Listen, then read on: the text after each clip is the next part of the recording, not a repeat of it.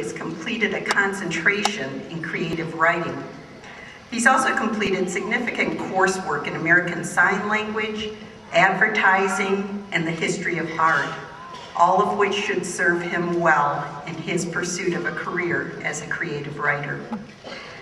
The Commencement Speaker Selection Committee, in their notes on Tim's application and interview, observed that he had captured for them not only their own fond and humorous memories of their undergraduate experiences, and not only a sense of how quickly the undergraduate years pass, but also the youthful optimism reflected in looking beyond today to the challenges and opportunities inherent in each tomorrow.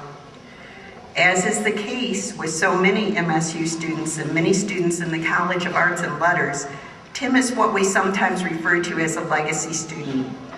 His sister, his mother and father, his grandparents, and several aunts, uncles, and cousins have also completed degrees at MSU.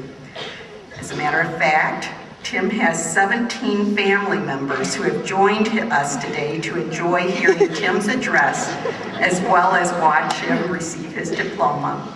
So without any further ado, it's my great pleasure to present the 2008 College of Arts and Letters Student Commencement Speaker, Mr. Timothy J. Cerullo.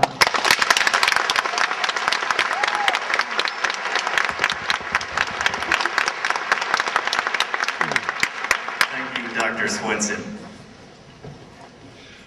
Professors, students, families, and friends, I stand before you in a pair of shoes that I've had since 10th grade. They're tan suede with a gum sole, nothing fancy, just your basic moccasin boot. They're Clark's Wallabies, to be exact. They're comfortable, and no matter how shabby and discolored they may be, I wear them proudly. My mom says they're worn out, I say they're worn in. These are the shoes I had on during my first student event at Michigan State, the Academic Orientation Program, or AOP. AOP took place on the hottest 2 days of July. It wasn't exactly my fondest MSU memory. It went something like this.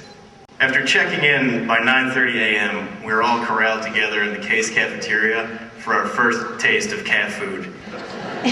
Luckily, and purposely probably, the university scheduled the first hour and a half of orientation in an air-conditioned facility. I held my tray of chicken tenders and tater tots and surveyed the tables. Some people stared at their plastic macaroni and cheese, avoiding eye contact with their new classmates. Others chirped excitedly with friends.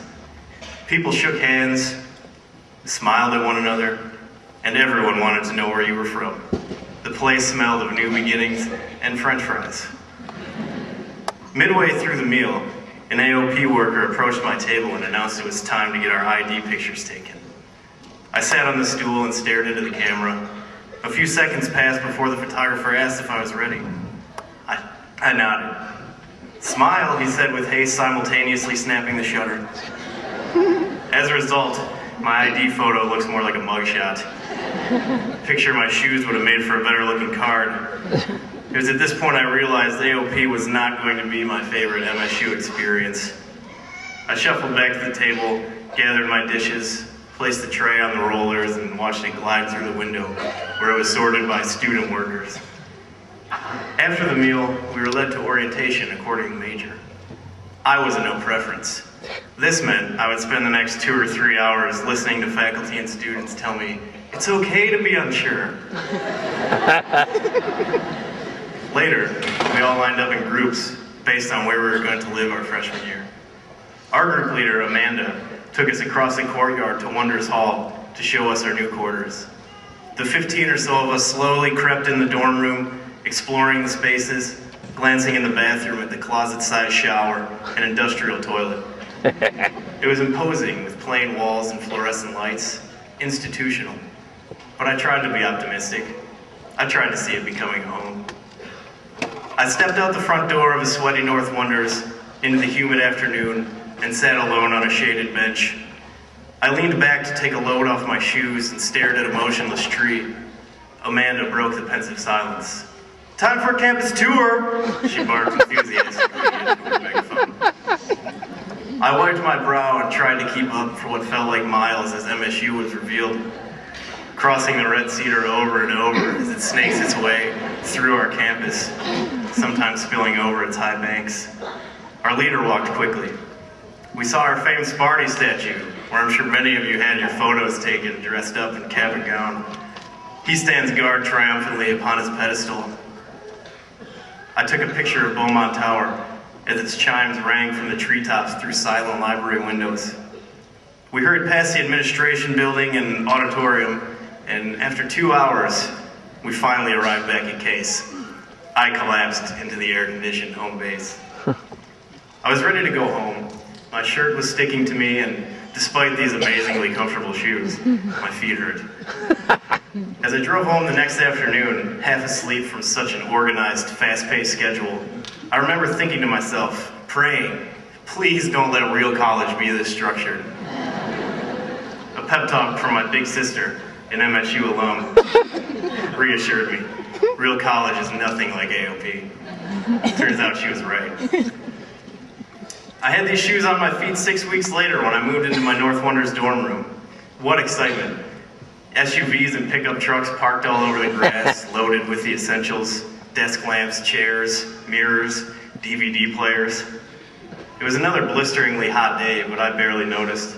I'd been waiting for this all summer, moving away from home, having my first shot at living responsibly on my own.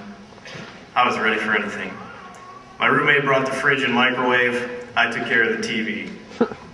By late afternoon, moms were hugging and crying while dads patted their boys on the back. Over the next few days, we worked on our room. We bought Christmas lights and posters, got a loft put up, and carried a 7-foot rug all the way from SBS. It's amazing what you can do with those bare walls. Just trade the fluorescent lights for lamps, cover the cold tile floor, and it really does become home. I declared myself an English major and went to class. Things seemed perfect, and we had 4 years to figure out the rest of our lives. All the time in the world, right? Well, it seemed like it back then, but today we probably have a lot to figure out. I know I do.